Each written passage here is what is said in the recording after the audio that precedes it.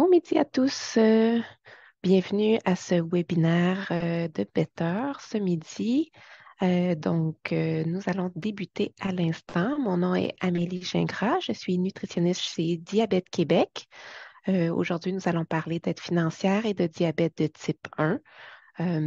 J'aimerais vous demander de garder vos questions pour la fin de la présentation. Vous pouvez les écrire tout au long de la présentation dans la section Q&A ou QER dans votre plateforme Zoom plutôt que dans le chat. Allez vraiment dans le Q&A pour poser vos questions. On y reviendra vers la fin de la présentation.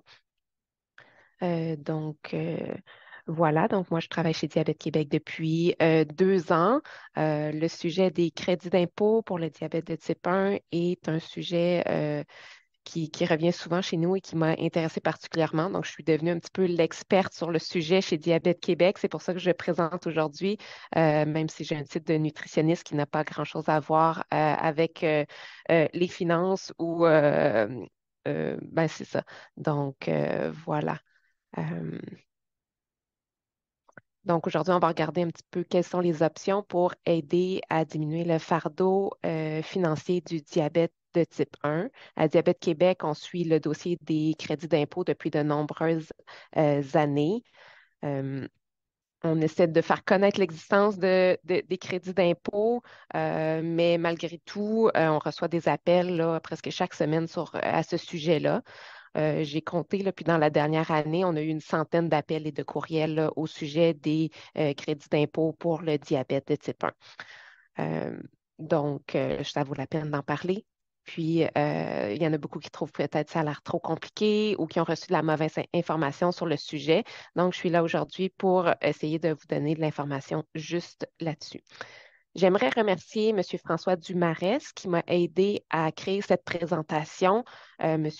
Dumarest qui est comptable et aussi une personne vivant avec le diabète de type 1 qui a expérimenté lui-même la demande de crédit d'impôt, euh, le CIPH pour lui-même et il a aidé beaucoup de gens aussi à obtenir ces crédits d'impôt-là. Donc, je le remercie pour son aide dans cette présentation. On va commencer tout de suite. Aujourd'hui, je vais vous parler de différents crédits d'impôt. Plus spécifiquement, celui qui nous intéresse le plus, c'est vraiment l'attestation pour le crédit d'impôt pour personnes handicapées. Puis, vers la fin, on va parler du régime d'épargne enregistrée invalidité, le REEI. Je vais aborder un petit peu la réalité québécoise, mais ça va être vraiment plus axé sur les crédits fédéraux. Better étant un registre canadien, ils m'ont demandé de parler principalement des aides fiscales disponibles au fédéral, mais j'ai inclus quand même quelques petits points pour le Québec spécifiquement dans cette présentation en français. Donc, les crédits d'impôt fédéraux. D'abord, qu'est-ce qu'un crédit d'impôt? C'est peut-être pas tout le monde qui est super à l'aise avec les notions de fiscalité. Donc, il existe des crédits d'impôt qui sont non remboursables. Qu'est-ce que ça veut dire? C'est des montants qui viennent réduire ou annuler l'impôt qu'on l'on doit payer à chaque année. Il existe des crédits aussi qui sont remboursables, qui, eux, sont des sommes qui vous sont versées, même si vous n'avez pas d'impôt à payer. Puis finalement, il existe aussi des déductions, que c'est des montants qu'on peut soustraire dans le calcul de notre revenu net ou imposable.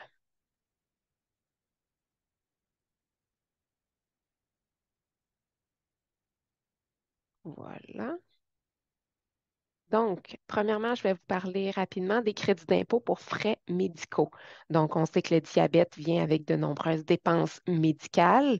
Il est possible de déclarer dans notre rapport d'impôt la partie qui est non payée par la RAMQ ou une assurance.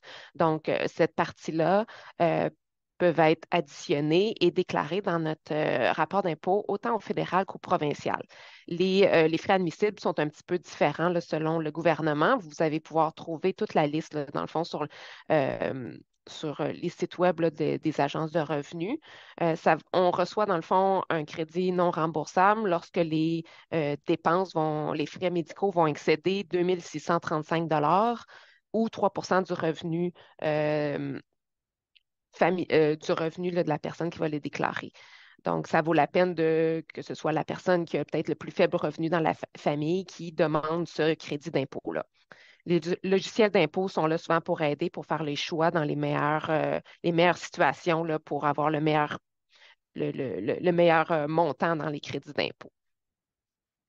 Voilà, il faut garder nos reçus. On n'a jamais besoin d'envoyer nos reçus médicaux au gouvernement lorsqu'on fait notre déclaration d'impôt, mais il faut les garder pour nos registres durant au moins 7 ans si jamais le gouvernement veut nous les demander.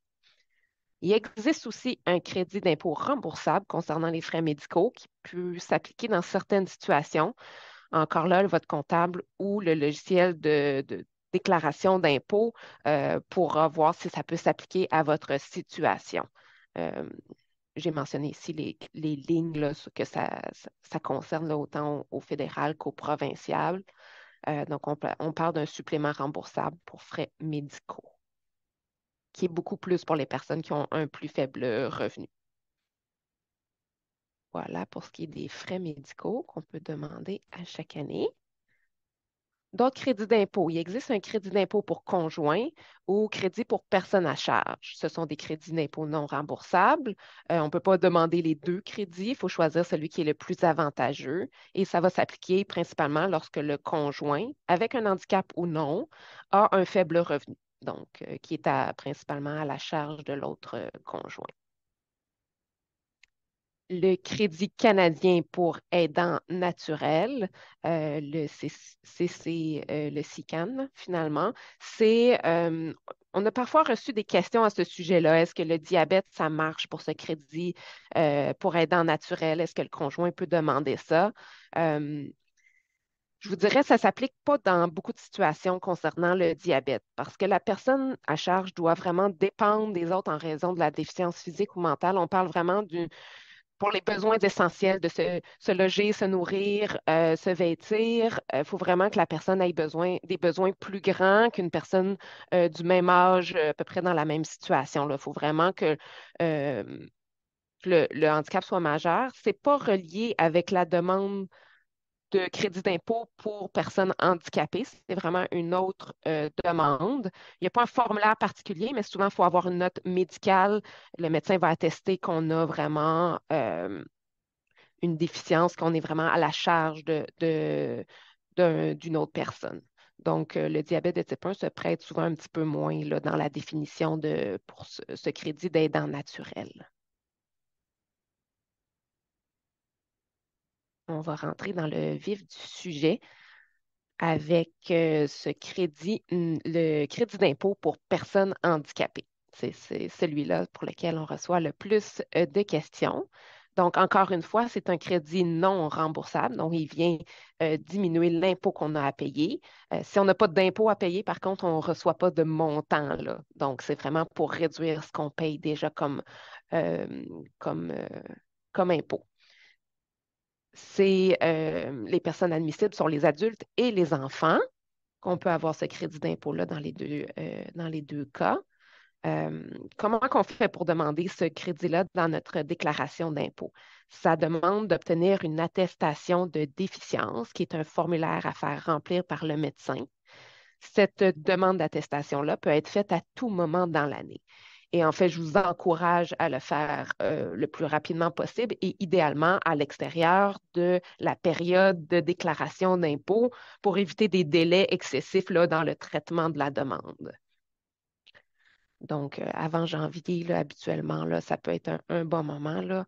Euh, on fait normalement cette demande-là, souvent ça va être une seule fois qu'on va faire remplir l'attestation de déficience. Une fois qu'elle est acceptée, on va recevoir une lettre euh, ou un document là, dans notre dossier en ligne de l'Agence de revenus du Canada qui va nous dire qu'elle est bonne pour combien de temps, cette attestation-là. De plus en plus, on va voir des attestations bonnes pour toute la vie dans le cas du diabète, puisque c'est une condition qui ne va pas s'améliorer.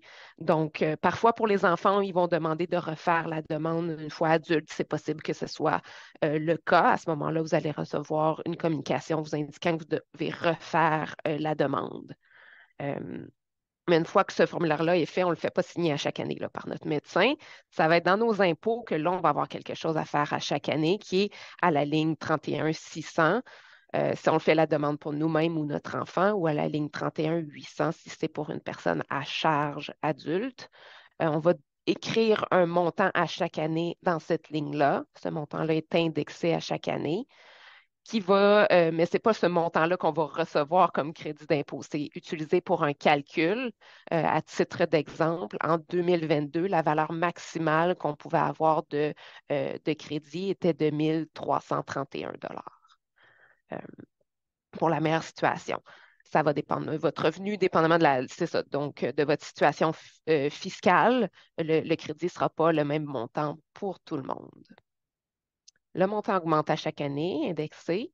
Et si jamais on n'utilise pas tout le crédit au complet, parce qu'on n'a pas énormément d'impôts à payer ou il est possible de transférer une partie ou la totalité de ce crédit-là à notre conjoint euh, si lui ou elle a de l'impôt à payer, là, dans le fond.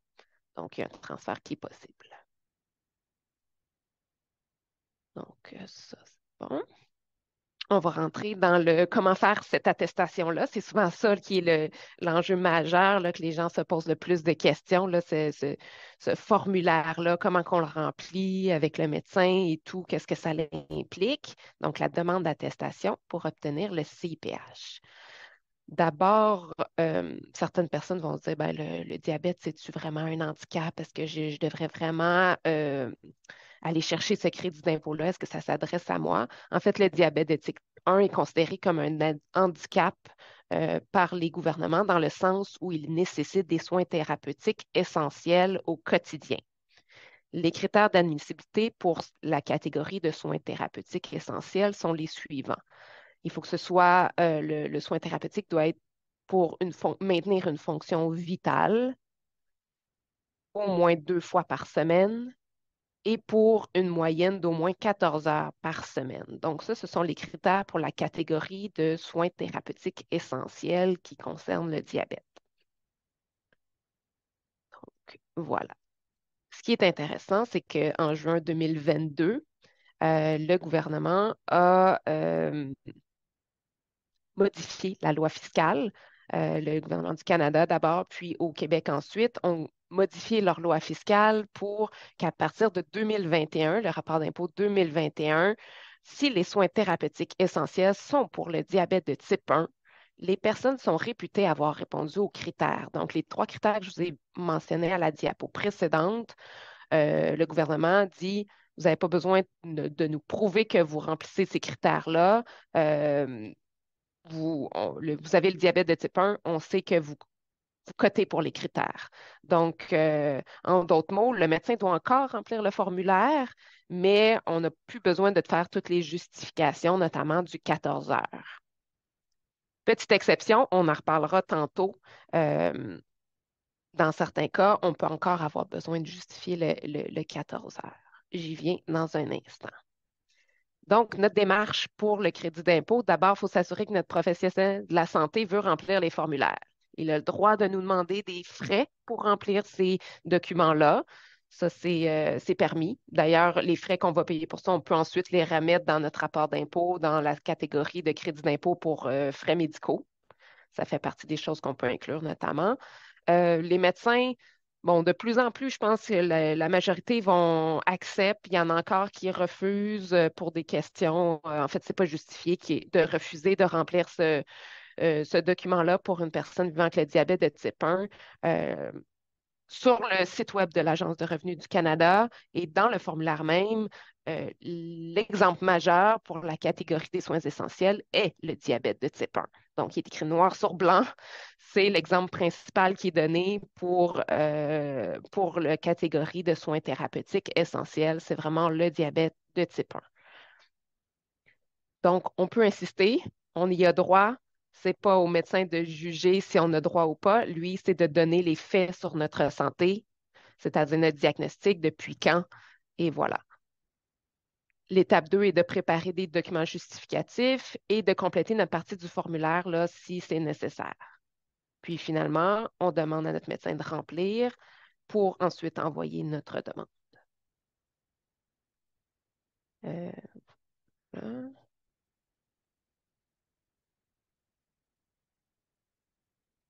Ce grand formulaire-là, le T2201, peut faire peur un peu. Il y a quand même 16 pages à ce formulaire-là qui est pour faire l'attestation, le certificat de crédit d'impôt pour personnes handicapées. On va le regarder ensemble. Il y a deux façons de le remplir, soit qu'on l'imprime, c'est un formulaire PDF qu'on peut imprimer, ou maintenant, il y a une nouvelle façon de le faire qui est le formulaire numérique en ligne, complètement en ligne. Euh, je vais, euh, je vais quitter ici la présentation justement pour vous montrer ce formulaire-là que j'ai ici. Là, on est sur le site web de l'Agence de revenus du Canada qui nous propose vraiment deux sections, soit le formulaire numérique. Donc, pour cette partie-là, si vous voulez y aller en format numérique, vous vous connectez à votre compte Mon dossier de l'Agence de revenus du Canada et dans la section des crédits d'impôt, vous démarrez une demande.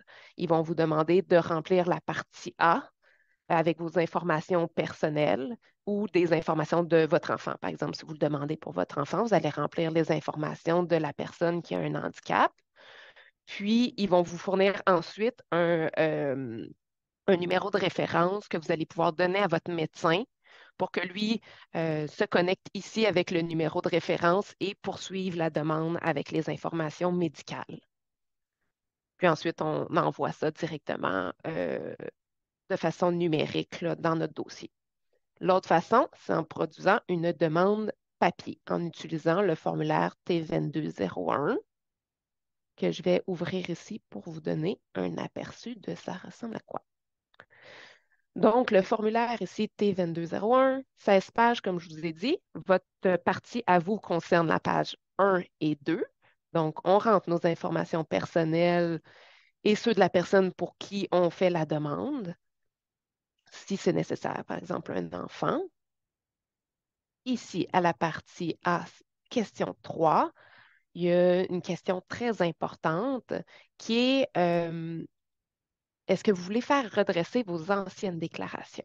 Avec le crédit d'impôt pour personnes handicapées, il est possible de revenir jusqu'à 10 ans en arrière. Si vous avez le diabète depuis 7 ans, on peut reculer à 7 ans. Depuis 15 ans, mais ça va être seulement les 10 dernières années. Donc, on peut aller chercher ces montants-là pour des années antérieures. Donc, on coche oui. On veut que le gouvernement aille voir si on peut redresser des anciennes déclarations. Donc, on dit oui, redresser mes anciennes déclarations pour toutes les années visées. On signe ici, puis ça finit pour notre section à nous. Ensuite, notre professionnel de la santé, c'est la section B. Il y a beaucoup de pages. On va voir différents handicaps comme voir, parler et toutes sortes d'autres handicaps qui ne concernent pas habituellement les personnes qui vivent avec le diabète, à moins qu'il y ait un autre handicap, évidemment. Euh, on ne remplit pas ça. Le médecin n'a pas besoin de toucher à ces sections-là. Il doit juste remplir les handicaps qui vous concernent. Dans la majorité des cas, on va aller à la page toute en bas, la page 15, qui est pour les soins thérapeutiques essentiels. Donc, ici, on rappelle les critères. Et ce qui est le plus intéressant, c'est la remarque ici, qui est soulignée. Si les soins thérapeutiques essentiels sont pour le diabète de type 1 et que vous produisez ce formulaire pour 2021 ou les années suivantes, on peut passer à la question 6. Donc, on saute toute la section de justification pour aller dire simplement depuis quelle année on a notre diagnostic et dire qu'effectivement, ça ne s'améliorera pas comme condition et c'est pas mal depuis, c'est tout finalement. Ça va durer plus de 12 mois et ça ne risque pas vraiment de s'améliorer dans le futur.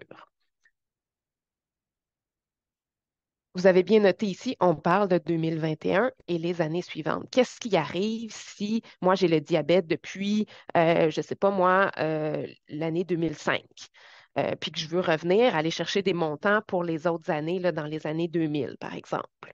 Euh, 2015, plutôt, excusez, là, on est en 2023, donc on peut revenir jusqu'à 2013. Par exemple, pour ces années-là, euh, qu'est-ce qu'on fait? Eh bien, il faut savoir que les anciens critères d'éligibilité vont s'appliquer pour les années avant 2021.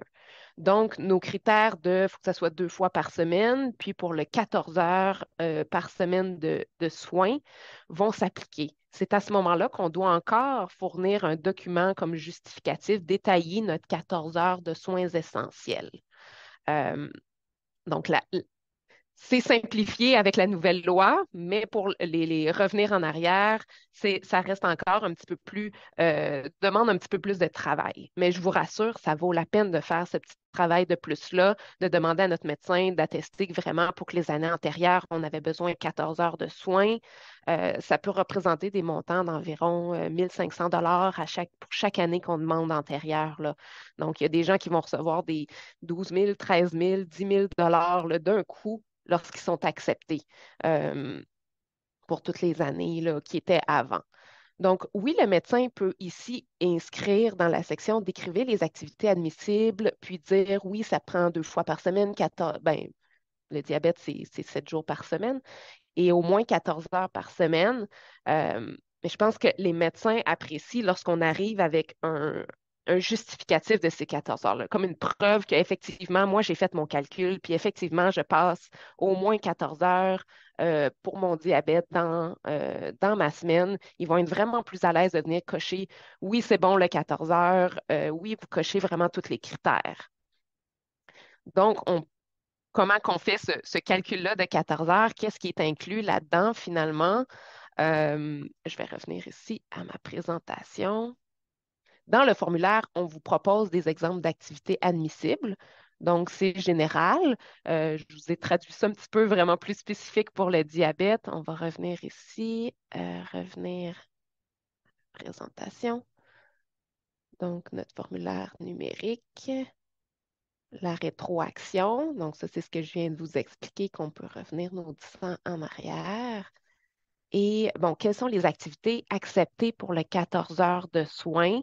On va parler d'entretien du matériel pour le diabète, euh, de changement de capteur, de tubulure si on a une pompe, le temps qu'on utilise pour faire ça, la préparation et l'administration de l'insuline, le temps pour le traitement de l'hyper et de l'hypo, la mesure de la glycémie, la gestion des alarmes, la tenue de carnet ou l'analyse des profils glycémiques là, sur nos applications. Ça peut être inclus. Euh, Ce qui n'est pas admissible pour le CIPH, c'est le temps d'administration de l'insuline par la pompe, nos rendez-vous médicaux, les temps de récupération d'hypoglycémie et calcul des glucides, préparation des repas, euh, activité physique. Donc ça ne comptera pas non plus. Donc, chez Diabète Québec, nous, on en a un exemple qu'on envoie souvent, qui est à personnaliser pour aider les gens un petit peu à comptabiliser leurs heures. Donc, ça peut être quelque chose qu'on peut fournir au besoin et qui est disponible aussi sur notre site web. Je vous en reparlerai tantôt, où vous allez pouvoir le trouver si vous désirez le consulter. Donc, ça fait un petit peu le tour pour ce formulaire-là. J'espère que j'ai réussi à vous faire ça un petit peu plus, que ça paraît moins compliqué peut-être que ça l'était pour vous avant. Lorsque le tout est complété par le médecin, les 2 dernières pages du formulaire T2201, on peut l'envoyer électroniquement avec mon dossier de l'Agence de revenus du Canada dans le dossier de la personne qui vit avec le diabète. Si c'est pour un enfant, on va utiliser le dossier du parent qui reçoit l'ACE. Oui, là, c'est quoi l'ACE déjà? L'aide, l'ACE. J'ai un blanc de mémoire. Donc, pour cet acronyme-là, on en reparle dans 2 instants. Je pense que je l'ai plus loin. Ou par la poste. On peut aussi l'envoyer par la poste. L'adresse est dans le fond, à la bas, voyons, à la fin du formulaire. Donc, c'est à Jonquière pour les gens du Québec, là, qu'on envoie ça par la poste. Le formulaire qui est PDF, qu'on a fait signer, par exemple, papier par notre médecin, on peut aussi le scanner puis le déposer dans notre dossier de l'Agence de revenus du Canada en ligne. Donc, c'est possible de le faire électroniquement, même si on a choisi la voie PDF imprimée. Donc, voilà pour ça. Un petit mot sur le crédit d'impôt provincial pour déficience. Euh, qui ressemble beaucoup, beaucoup finalement au CIPH au fédéral. En fait, même qu'au provincial au Québec, ils acceptent la copie signée du formulaire fédéral T2201, sauf si le crédit sert à un projet aidant. Donc, si vous faites vos demandes en même temps, au provincial, au fédéral, vous pouvez faire remplir seulement le document fédéral puis de l'envoyer au provincial. On a eu beaucoup d'informations contradictoires là-dessus. Il y en a qui ont dit que ça marchait, d'autres que non. Je pense que la majorité des gens qui l'ont essayé, qui l'ont envoyé la copie, ça a été accepté. Donc, je vous dirais que ça marche pas mal. Si vous avez déjà fait le fédéral puis que là, vous devez faire le provincial, évidemment, là, il va falloir utiliser le propre formulaire du provincial si c'est fait en un deuxième temps. Une rétroaction est aussi possible. Dans ce cas-là, il faut aussi justifier des 14 heures de soins essentiels pour les années avant 2021. Euh, donc, on peut utiliser à peu près le même justificatif là, qu'on a utilisé au fédéral. Puis, c'est à envoyer uniquement par la poste pour ce qui est du provincial. Les montants sont un petit peu moins. On peut voir que on peut aller jusqu'à un maximum de 537 là, en 2022. Mais c'est toujours intéressant d'avoir n'importe quel montant d'argent pour réduire les impôts qu'on va avoir à payer. Donc, voilà pour le provincial qui ont l'équivalent là, du crédit d'impôt. Une petite note pour les enfants, il y a quelques particularités de plus avec le CIPH pour les enfants. Il y a un montant ajouté, une majoration pour les enfants handicapés. Donc, à notre ligne d'impôt qu'on va inscrire à chaque année, on va inscrire notre montant annuel comme pour l'adulte, mais on va venir ajouter un autre montant euh, pour, euh, pour les enfants, finalement. Donc, un enfant pourra recevoir le crédit d'impôt là, jusqu'à un maximum de 2246 là, en 2023. On peut aller jusqu'à un montant comme ça avec la majoration pour les enfants handicapés. Il y a également un autre, donc c'est ça, c'est l'allocation canadienne pour enfants. L'ajout de la prestation pour enfants handicapés, la PEH, qui se fait à l'allocation canadienne pour enfants, l'ACE. Donc, c'est automatiquement calculé lorsque l'enfant reçoit le CIPH, là. Donc, une fois que c'est approuvé, vous n'avez pas d'autres formulaires à faire, c'est auto- automatiquement fait. Vous allez recevoir de montants de plus avec votre allocation canadienne pour enfants. Euh, Si on regarde, par exemple, de juillet 2023 à juin 2024, on pourrait recevoir jusqu'à 3 173 $ pour l'année euh, de plus pour l'allocation canadienne pour enfants.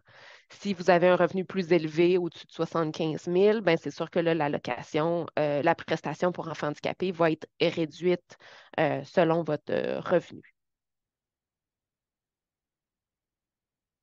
Est-ce que une fois que l'enfant atteint l'âge de 18 ans, donc ça va être à lui de déclarer ça maintenant dans ses impôts à partir de 18 ans, est-ce que l'attestation qui a été faite par le parent est transférée automatiquement? Parfois oui, pas tout le temps. Ça vaut la peine de vérifier et d'appeler à l'Agence de revenus du Canada pour s'assurer que le transfert est fait. Donc, il ne faut pas hésiter à les appeler pour faire ces démarches-là. Ils vont ouvrir votre dossier puis ils vont pouvoir le transférer au besoin si ça n'a pas été fait automatiquement.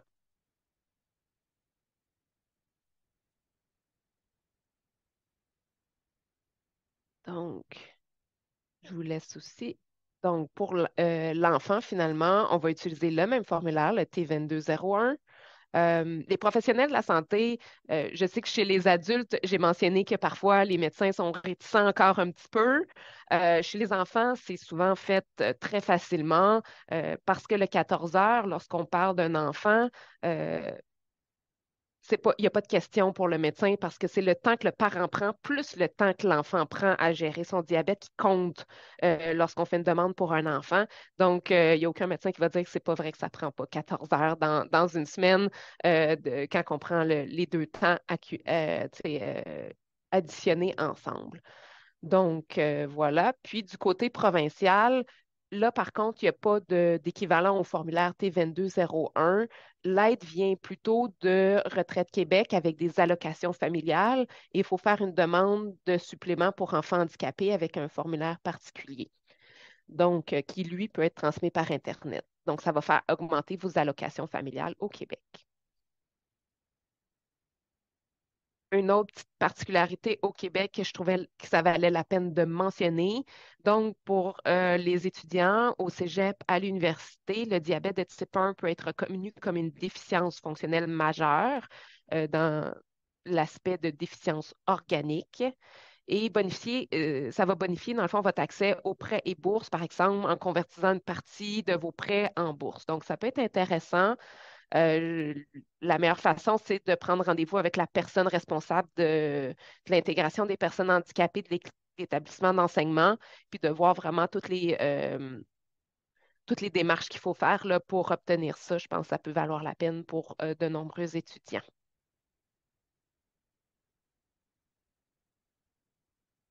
Notre dernière section va être sur les régimes enregistrés d'épargne invalidité, le REEI. Qu'est-ce que c'est ça, le REEI? Le CIPH, je crois qu'il y a de plus en plus de monde qui en a entendu parler. Le REEI, c'est encore un peu méconnu. C'est un régime enregistré d'épargne invalidité qui est un régime visant à aider à épargner à long terme, pour une sécurité financière à long terme pour les personnes présentant un handicap. Donc, pour avoir accès au REI, il faut avoir reçu notre attestation du CIPH. Euh, Puis la demande doit être faite avant jusqu'à maximum l'âge de 59 ans qu'on peut présenter une demande pour un REI. Si vous êtes âgé malheureusement de plus de 59 ans, il n'y a pas vraiment de bénéfice qui va être lié à ce type de compte-là. Comment qu'on ouvre un REEI? Ben, il faut communiquer avec une institution financière qui l'offre. Ce ne sont pas toutes les institutions qui vont l'offrir. Il existe une liste disponible sur le site de l'Agence de revenus du Canada. Je l'ai en lien dans les ressources à la fin. Il n'est pas obligatoire d'avoir un compte là, auprès de cette institution financière-là pour en ouvrir un nouveau compte REEI. Donc, voilà. Puis, quels sont les avantages du REI? Le REI, comme je le dis, c'est un compte d'épargne. On peut penser, par exemple, à un REE pour les études, mais c'est encore plus avantageux que ça. Le gouvernement va nous donner des subventions euh, lorsque nous, on met aussi de l'argent dedans. Il y a deux façons d'obtenir des subventions canadiennes. La subvention canadienne pour l'épargne invalidité et le bon canadien pour l'épargne invalidité. On va les regarder, ces deux subventions-là. Donc, la première subvention est une subvention qui va être versée jusqu'à 49 ans dans ce compte-là. Et c'est, si vous cotisez au régime, le gouvernement va cotiser aussi. C'est combien? Ben, le maximum annuel qu'on peut avoir en subvention, c'est de 3 500 dollars. Puis, ça peut représenter jusqu'à 70 000 dollars le maximum à vie. Cette subvention-là va être versée en fonction de l'argent qu'on met dans le compte REI et du revenu familial du bénéficiaire. Donc, si le revenu familial est de plus de 106 000 vous allez recevoir une subvention. Le premier 500 que vous mettez dans l'année, ça va être 3 pour chaque dollar que vous mettez. Donc, trois fois le 500 1 500 Pour le 1 000 suivant que vous mettez dans ce compte-là dans l'année, vous allez recevoir 2 pour chaque dollar. Donc, 2 000 pour un maximum que je vous ai dit de 3 500 annuellement. Si le revenu familial est supérieur, ça va être seulement sur le premier 1 000 que vous allez pouvoir recevoir de l'argent, qui est 1 pour chaque dollar, donc le 1 000. L'autre euh, chose intéressante, c'est le bon canadien. C'est un montant qui va être versé aux personnes à faible et modeste revenu. Puis, on n'est pas obligé de cotiser à notre régime pour recevoir ce bon-là. On pourrait ouvrir un compte, mettre 0 dedans, juste l'ouvrir, puis bénéficier de ce bon-là si on a un faible revenu. C'est combien? Ça peut être un maximum annuel de 1 000 en bons jusqu'à un total à vie de 20 000. C'est principalement pour les gens qui vont avoir un revenu en dessous de 34 863 par année qui vont recevoir le 1 000. Ceux qui ont un revenu entre 34 000 et 53 000 vont avoir un montant réduit selon leur revenu. Puis au-delà de 53 000, il n'y a pas de bon qui est versé. Fait très, très intéressant si notre CIPH est accordé pour des années antérieures. Donc, si on a une rétroaction au niveau du CIPH, on va pouvoir aussi avoir des montants antérieurs avec le bon canadien d'épargne invalidité. Donc, ce montant-là se nomme un report.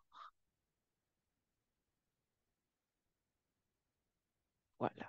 Quelques autres particularités. Limite de cotisation à vie de 200 dans 200 000 dans ce compte-là. Il n'y a pas de maximum annuel, mais comme je vous ai expliqué, ça vaut mieux de contribuer finalement des petits montants sur plusieurs années pour qu'on puisse bénéficier du maximum des subventions et des bons gouvernementaux. Euh, on peut cotiser jusqu'à 59 ans dans notre régime et les cotisations ne sont pas déductibles d'impôts. Donc, il n'y a pas d'avantage fiscal comme dans un REER, par exemple. Là. Euh, si on met de l'argent dans le REI, on a déjà payé de l'impôt là, dessus. Ça. Quand il vient le temps de faire des retraits, comment qu'on fait? Ben, on sait que c'est un plan d'épargne à long terme, donc on ne peut pas les retirer dans n'importe quelle situation. Idéalement, c'est à partir de 60 ans si on ne veut pas être obligé de rembourser une partie des subventions reçues. On veut que les sommes versées dans le REI doivent y rester au moins 10 ans, euh, à moins qu'on ait une espérance de vie de 5 ans ou moins. C'est quoi les impacts de retirer des sommes de notre REI? Ben, la partie qui correspond aux cotisations, ce que nous, on a mis dedans, n'est pas imposable parce qu'on a déjà payé de l'impôt dessus. La partie qui correspond aux subventions, aux revenus de placement ou issus d'un roulement, qui est une autre particularité, là. Donc, cette partie-là est imposable. Donc, il y a une certaine proportion qui est imposable. J'ai plusieurs exemples. Je ne suis pas conseillère financier, je ne suis pas comptable, hein. Comme je dis, je suis nutritionniste. Je vous donne quelques exemples, mais vraiment pour toutes les particularités, votre situation, vraiment, ça va être le conseiller financier qui va vous ouvrir ce compte-là, qui va vraiment pouvoir vous dire comment placer cet argent-là pour que ça bénéficie le plus, puis que ça soit le plus intéressant selon ce que vous êtes capable de cotiser ou non à ce régime-là, finalement.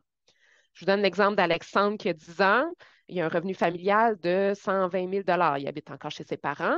Ses parents, ses grands-parents cotisent parce qu'il y a plusieurs personnes qui peuvent cotiser à ce compte-là. Là. Ce n'est pas juste l'enfant. Là. C'est sûr que l'enfant n'a pas d'argent, mais ça vaut la peine d'ouvrir le compte tôt dans la vie. Si vous avez de la famille qui peut cotiser des petits montants par année, ben, le gouvernement va cotiser aussi. Comme le revenu est élevé ici, qui est au-dessus de 106 000 pour la subvention, ça va être pour chaque dollar, 1 dollar pour le premier 1 000 $ ici dans cette situation-là. Et comme le revenu est plus grand que 53 000, il n'y aura pas de bon. Plus tard dans sa vie, Alexandre, à partir de 19 ans, c'est son propre revenu qui va compter. Il y a un petit revenu de 15 000 Ses parents et grands-parents décident de cotiser encore pour l'aider, un 1 300 Et Alexandre, lui, cotise un petit 200 C'est ce qu'il est capable de mettre dedans pour un total de 1 500. Le gouvernement va aller cotiser finalement le maximum. Sur le premier 500, il va donner les 3 pour chaque dollar. Et pour le 1 000 $ suivant, 2 $ Donc, on va chercher le maximum annuel en subvention de 3 500 lorsqu'on est capable de cotiser le 1 500. Son revenu, il est plus petit, oups, je me suis trompée de symbole, il est plus petit que 53 000, alors le gouvernement va pouvoir ajouter le bon de 1 000 $ Et même si ses grands-parents ou si Alexandre n'avait pas pu mettre un sou dans cette année-là, ben, il aurait reçu quand même au moins le 1 000 $ en bon parce qu'il a un faible revenu, en dessous de 53 000 là, finalement. À 26 ans, Alexandre, il gradue de ses études, il débute un emploi avec un revenu de 60 000 par année. Il est capable de cotiser 1 000 $ par année, alors le gouvernement va lui donner le 3 pour son premier 500, plus le 2 fois le restant, qui est 500 dans ce cas-ci, pour un total de 2 500.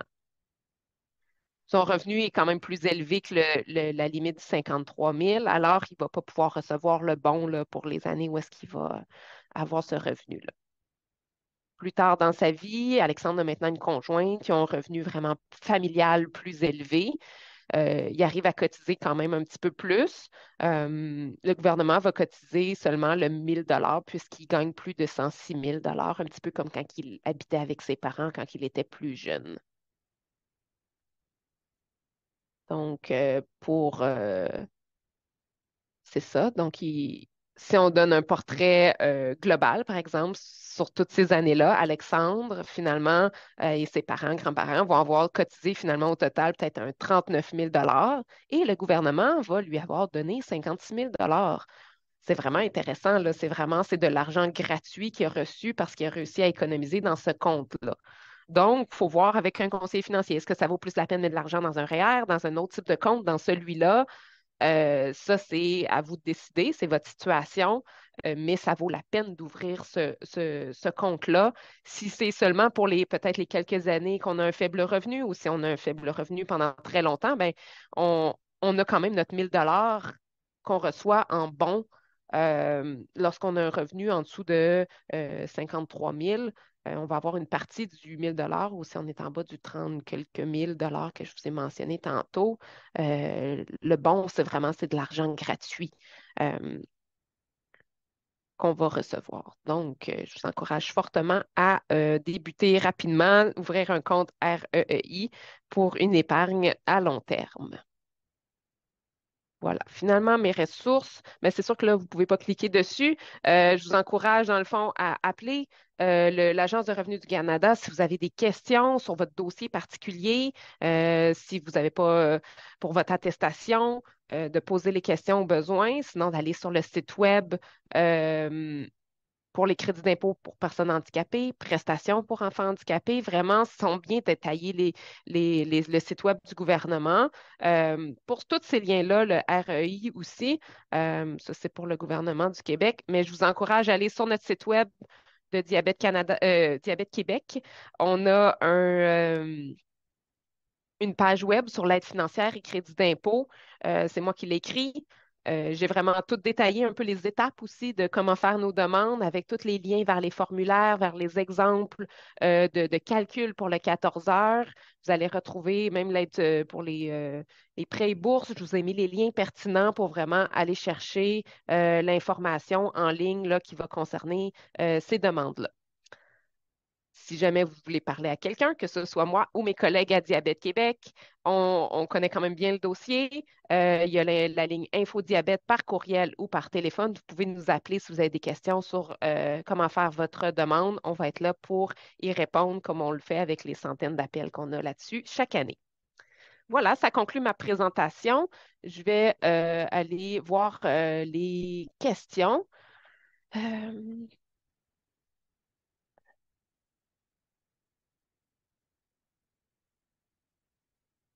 Oh, OK. Donc, Linda nous demande si au fédéral, elle a reçu une confirmation par écrit du fédéral, mais au provincial, seulement une confirmation verbale. Donc, est-ce que c'est vraiment comme ça pour le provincial? Bonne question. En fait, celle-là, malheureusement, je ne peux pas y répondre. J'ai jamais eu de notion particulière, là, si c'est normal. Ce que je vous suggère, c'est d'appeler ben, au gouvernement, à l'Agence de revenus du Québec pour valider si c'est inscrit quelque part dans votre dossier qu'ils ont bien reçu votre demande puis que c'est permis. Si c'est ce que vous avez fait, j'imagine que c'est valable puis qu'ils l'ont inscrit dans vos dossiers, puis que ça va passer avec votre rapport d'impôt, il n'y aura pas de problème. Euh, ensuite,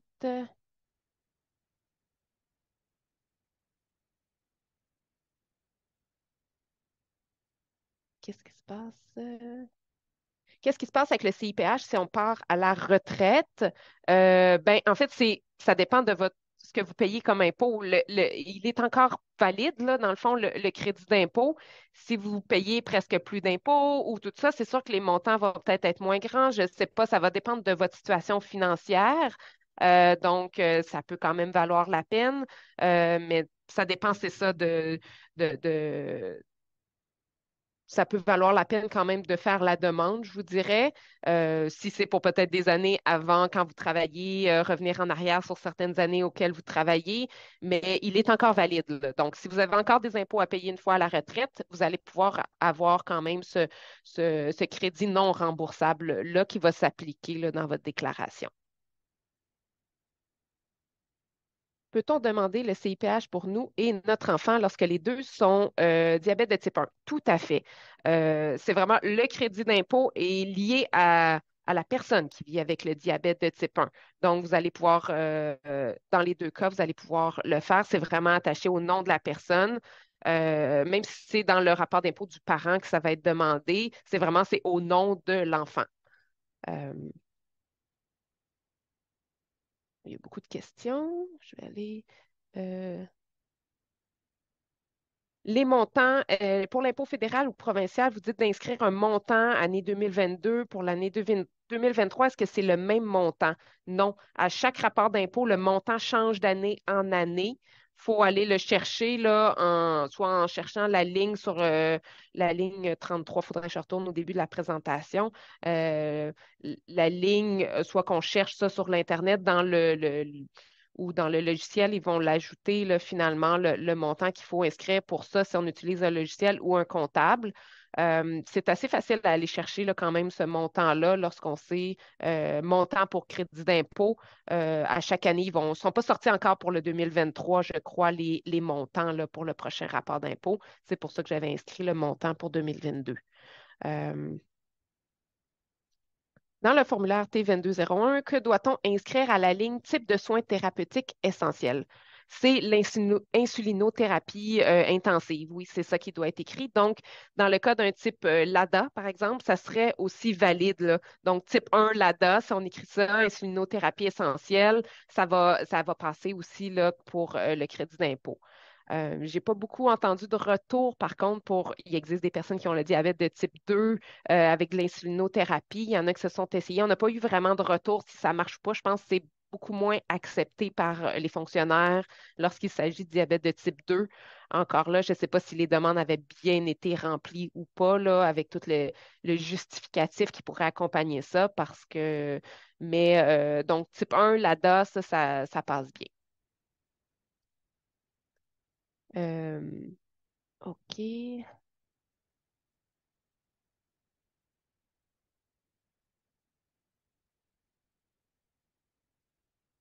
On a une question sur des assurances invalidité. Ça, je suis vraiment pas experte là-dedans. Je pourrais pas vraiment vous répondre pour des assurances invalidité spécifiques avec le diabète. Je sais que c'est très dur d'avoir des assurances, ça coûte très cher.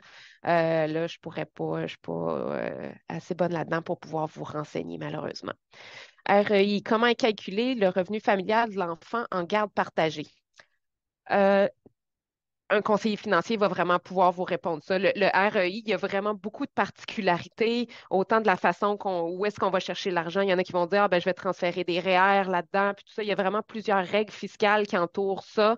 C'est vraiment le conseiller financier qui va ouvrir ce compte-là, qui va être la meilleure personne pour vous dire comment c'est calculé finalement ces montants-là, comment le revenu va être calculé.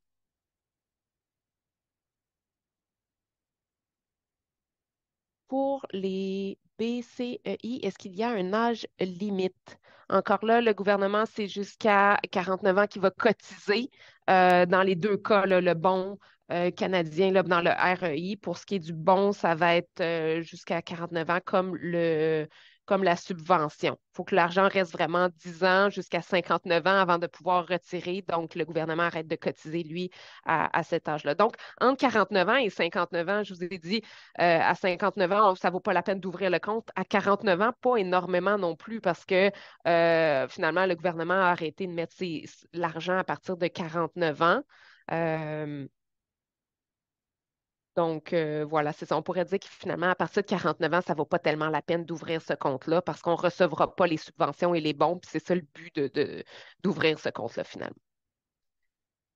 Donc, si on a un revenu de plus que 106 000 familial, le montant maximal est de 1 000 de cotisation du gouvernement. Euh, donc, ça prendrait 70 ans pour atteindre le maximum de 70. Euh, oui, c'est possible, là. Donc, c'est sûr que là, il y a les montants maximales, c'est vraiment dans les meilleures situations, mais c'est peut-être pas c'est souvent pas nécessairement réaliste pour toutes les situations.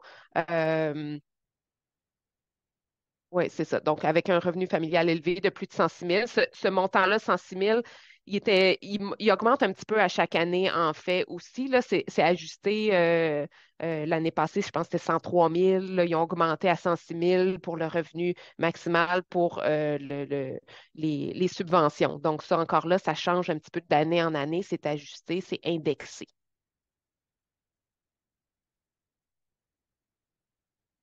Donc, pour ceux qui ont justement un revenu, j'ai plusieurs questions là, là-dessus un petit peu. Ceux qui ont des revenus en haut de 106 000, Ça vaut la peine de mettre 1 000 $ si on peut. Mettre beaucoup plus que ça vaut pas grand-chose parce que le gouvernement, je vais juste mettre 1 000 $, 1 $ pour chaque dollar qu'on met, jusqu'à concurrence de 1 000 $. Donc, euh, si on veut investir plus parce que c'est un bon placement qu'on a choisi pour ce compte-là, ça peut être une possibilité. Mais pour les subventions, vraiment, si on a un revenu en dessous de 106 000, là, on peut aller jusqu'à 1 500 $ pour avoir le maximum de subventions. Si on ne gagne plus que 106 000, on va mettre un maximum de 1 000 $ pour avoir le maximum de subventions. Le reste de notre argent, on peut le placer ailleurs, par exemple, nos REER, nos autres placements, si on a d'autres épargnes qu'on veut mettre ailleurs.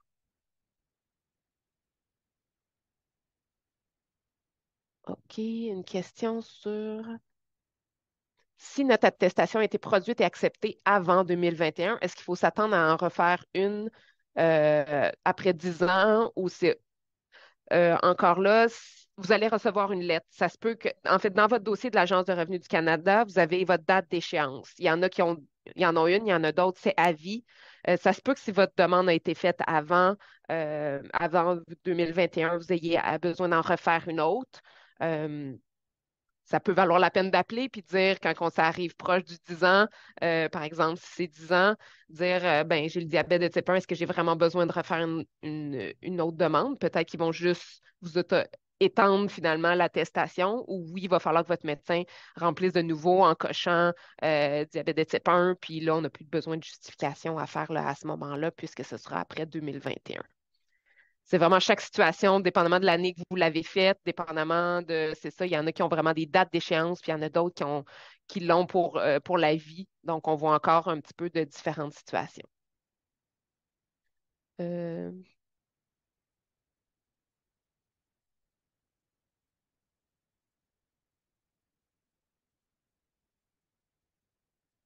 Quelqu'un dit pour le provincial, j'ai également pu transmettre le formulaire PDF par voie électronique pour la demande de révision de la déclaration 2021 et 2022 et ça fonctionne très bien. Euh, OK, ben ça se peut, oui. Pour les années antérieures, parfois avec le Québec, ce que je sais, c'est qu'il faut revenir chaque année spécifiquement si on veut aller. Souvent, le gouvernement va ajuster pour un 3 ans facilement lorsqu'on vient faire notre demande au provincial. Parfois, si on veut vraiment, on a le droit de revenir jusqu'à 10 ans, euh, mais ils ne font pas nécessairement toujours automatiquement. Parfois, il faut soumettre des demandes de correction de rapport d'impôt pour chacune des années. Un comptable pourrait peut-être vous conseiller pour la façon de procéder. Il existe une annexe là, qu'on peut envoyer de façon électronique pour faire réviser des années spécifiques là, antérieures qu'on aurait déjà envoyées par rapport d'impôt, nos rapports d'impôt. Amélie, je suis désolée de Oui, t'interrompre. oui. Ah, Je mon pense Dieu, qu'il va je viens falloir de voir le temps. ouais, c'est Oui, ça. Il va c'est dans falloir les qu'on passe questions. sur la présentation en anglais. Je sais qu'il y a Oui, encore des questions, mais je te laisse référer pour la suite.